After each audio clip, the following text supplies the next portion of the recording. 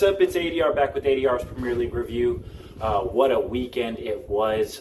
Before I start though, I wanted to say a big shout out to quite a few people who've been subbing to the channel.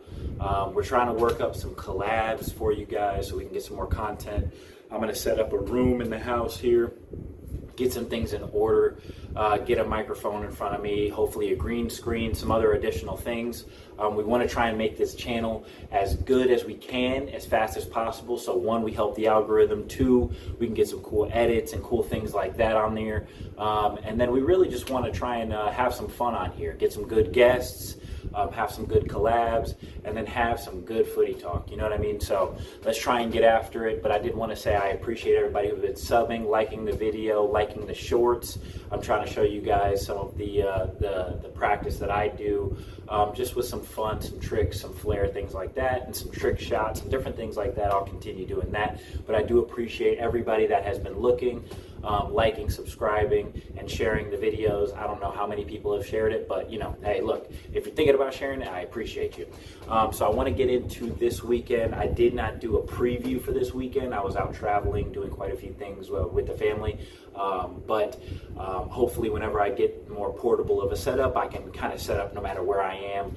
Right now, it's just kind of hard for me to do that, but we will be able to do more of those things in the future.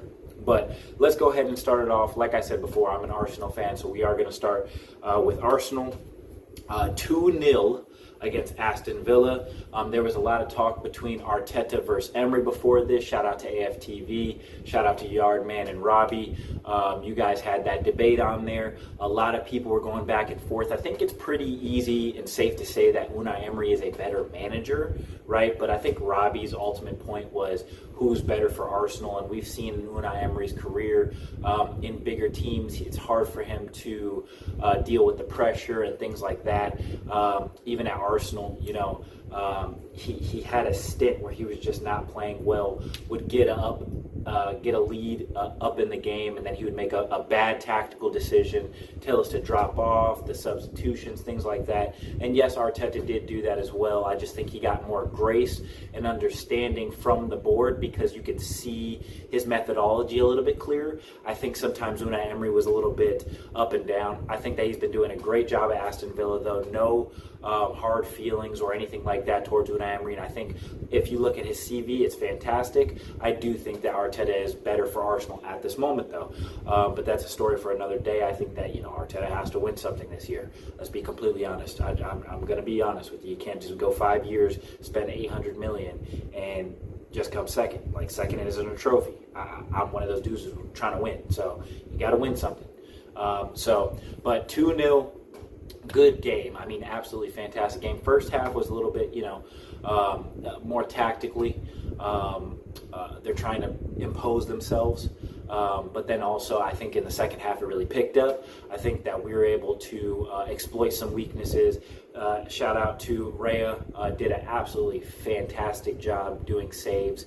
And a lot of people were talking about how it may not be world class and things like this because it was within his arm's reach and things like that. But the ability to get up when the ball hits the post and get up and make that reactionary save is something that definitely can't be dismissed. I think that was absolutely fantastic from him. I think that his ability to get up and then be able to locate where the ball's going was a fantastic job, although Ollie Watkins should finish both of those chances.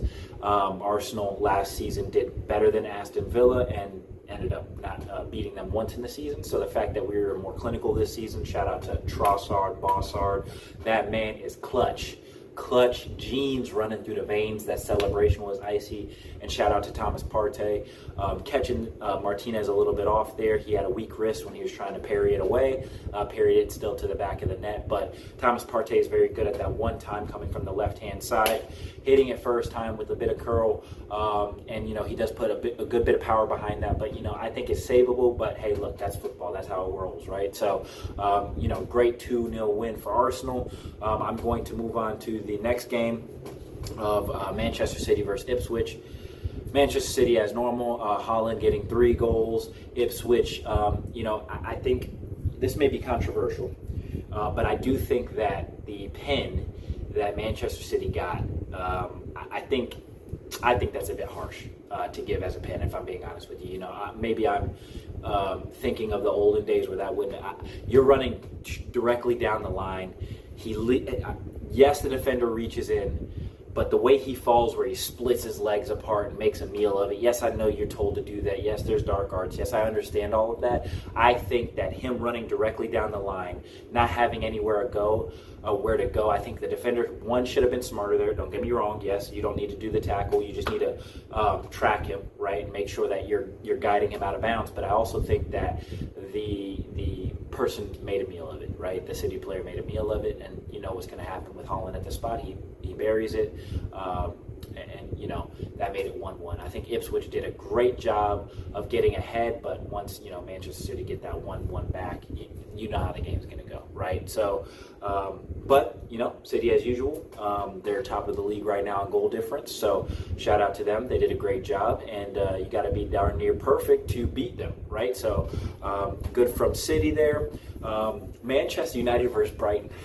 So many United fans last week were so hyped. I've realized this with fans in general, so I'm not going to call out United fans because there are fans that literally just go up and down no matter what happens, right? So, but you know, last week they were going to win the league. This week they're fighting for top 4. Next week if they lose again, they probably won't even finish in the top 10, right? It fluctuates from fan base to fan base, but ultimately I think that Brighton got a bit lucky. I think at the end of the day, Manchester United had the chances to be able to win that game. Xerxes' goal was called back. And like I said in my top 5 players, go check out that video. Amad Diallo coming in off that right-hand side. And, you know, yes, it took a little deflection, but him attacking that defender at pace, putting him off balance, being able to create, which I also did say, if he's able to cut in and start understanding when that game starts slowing down, he's going to be dangerous, man. He's got the skill, he's got the potential. United is pretty bad at keeping players, attacking players, I should say, going. I don't know if it's a United thing or Eric Ten Hag thing, but I will say that he has the ability, he has the potential. Hopefully he can continue to flourish at Manchester United. So we'll move on to Spurs, Everton. Spurs, you know, demolishing Everton 4-0. I don't think Everton have looked that good this season. Dyche ball isn't looking as good as it did last season. I know Everton got deducted points last season, so they would have been higher up in the table. But they're looking a little off. I don't know what it is, but Spurs, credit to them. Looking good, fluid, did well. Son with 2 goals, and then you also had Romero getting on the score sheet and Basuma starting it off. I did hear a lot of the Spurs fans saying that they would get a DM because Basuma hasn't done what he was going to do, which is funny. Again, here's that fluctuation of fans. You had some fans saying Basuma was better than Declan Rice, and then you had some fans ready to get rid of Basuma after last season, and then I'm sure after this game you'll have some more fans saying that he's better than Declan Rice. So, hey, look, it is what it is, but he was Basuma with a good performance, Son doing what Son does. So, hey, look, you got to give props, right? Hey, look, the man's here. He's doing what he needs to do. He's, you know, pushing into his 30s, and he's repping Tottenham to the day he dies, right? So you got to give credit there for the loyalty. Great job from him. You know, I'm not a Tottenham fan, but you got to love a player that sticks with his team, sticks by their side, and you know, fights for the badge. So big up to Spurs. West Ham versus Crystal Palace. Wanted to touch base on this game. I think that, you know, in my predictions as well earlier in the season, West Ham are looking good, right? West Ham are looking good from the transfer window and then from what their manager is going to do. I believe his name is Lopetegui. Please forgive me if I'm butchering that name, but I think that West Ham, their playing style, and then the amount of time it's going to take for them to adjust to that playing style, I think is going to be good. I think it was a little hard done. That Aston Villa versus West Ham, they were neck and neck. Everything aligned, you know, stats-wise, and I think that the balance of play was very equal in the game as well last week, and they showed what they're able to do this week with Jarrod Bowen getting on the score sheet, and then Thomas Souček getting on the score sheet. I think it was 2 or 3 seasons ago, Souček was doing very well from midfield scoring, late run into the box, scoring at that time. So it's good to see him back on the score sheet. That manager's probably telling him, hey, look, I've seen you before, get in these positions, get in those positions again, and put yourself on the score sheet. Thomas Suchek, I think, is very underrated. I think he had a little bit of an off year last season, but I do think that he is a good player and has the ability to put the goals on the board. So we'll see how he does this season. We will get into what we should do, Chelsea or Liverpool. Let's do Liverpool first. Liverpool have shown with me, with Arne Slot, that they are adjusting in the first half, it seems like, and then they're doing better in the second half, at least off the balance of play, it seems like that. Their first goal today, absolutely fantastic pace in that attack. Absolutely fantastic. Luis Diaz with that goal.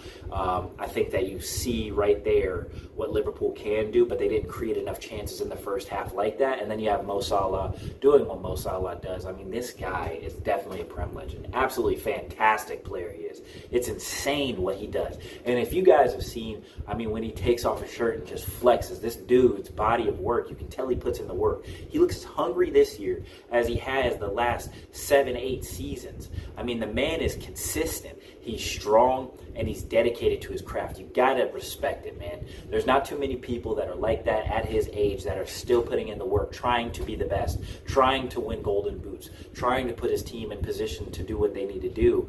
And I think that Arne Slot, in the way that he's positioning Liverpool, putting them in possession-based tactics, and I also think that how he's still trying to implement them on the counterattack, it could be very dangerous, right? Things have happened crazily in the Premier League, and you never know what Liverpool could do. So with that, we're also going to move on now to Chelsea versus Wolves. That first half was absolutely fantastic, back and forth. You had Chelsea going up, and then it's just back and forth between them and Wolves. I have to say, Cole Palmer's goal was absolutely fantastic. This man's just, he's so good. A goal and 3 assists. He really is ice cold Palmer, right? It's absolutely fantastic how good this man's touch is. That half volley that he hits with his left foot, chipping the keeper, it's absolutely ridiculous. And then his vision to be able to find Madueke. Big shout out to Madueke. I am a big fan of Madueke since last season. I love seeing attackers and outside wingers attack their defenders relentlessly. That's what you're there to do. And I feel like a lot of wingers nowadays have gotten away from that. And him and Doku are some of my favorite wingers because they continuously attack. No matter what, you know when they get the ball that you're going to be on your back foot. And Madueke putting out some tweets, getting after Wolves, attacking them and where they are, and then backed it up. I mean, look, I don't mind a little junk talk. For me, if I was on the pitch, I wasn't going to start junk talking, but if you're starting it, I'm backing it up. So I don't mind it at all. Hey, look, start it, man. Finish it. It doesn't matter to me. That's part of the game. I love it. Bring out the competitive urge. My biggest thing is if you're going to talk it, back it. He talked it and he backed it. So big shout out to Madueke there. João Felix getting on the score sheet, getting subbed on and being able to make a contribution. Pedro Neto coming in there, doing what he needs to do. Absolutely fantastic job from him as well, to be able to create that chance and just take that 7 off of Sterling. You know, I don't necessarily agree with how they handled Raheem, but he has been there for 2 seasons. He was a veteran, not showing leadership qualities, things like that. I mean, hey, look, you know, it is what it is. That's the ruthless game of football. That's how it is. Raheem, look for another team, my G. You still have some legs in you, I think. I don't think your career is over. Show people what you can do. The only thing that you can do, you don't go on Twitter. You don't complain and cry about it, my man. You get out there, you get on a different team and show people what you can do. That's all you can do, right? So great job from Chelsea. But what I do want to do is shout out the Wolves' second goal. Nori, to me, is so good. That left back from them. From Wolves. From the last couple seasons, he showed what he's able to do offensively. He may be a little imbalanced defensively. He was getting roasted today by Madueke, but what he can do on the ball is fantastic. Does a little chop to then feed the ball outside the left foot to the gentleman, finishing it on the, I wouldn't say the break, but a little bit of a faster pace attack from them, and man, he's very, very good on the ball. Actually, it's a little bit of a break. They win the ball at half, and then they continue to go through there. But yeah, absolutely wanted to give a shout out to that. More so because I've been noticing him for year on year, and he has really caught my eye. So those are the games of the weekend that I'm going to cover. I could go through all of them, but I don't want another 25-minute video. I do appreciate you guys tuning in. I appreciate all the likes, the subs. Please continue subbing. Please continue liking. I want to try and hit 150 subs by tomorrow. We're at 148. Give me 2 subs, man. If you see this video and you haven't seen it, we're going to keep doing content. I've been ADR. Please like the video. Let's get it up to 10 likes. Let's keep trying to grow this channel. Help with the algorithm. I appreciate it again. Peace.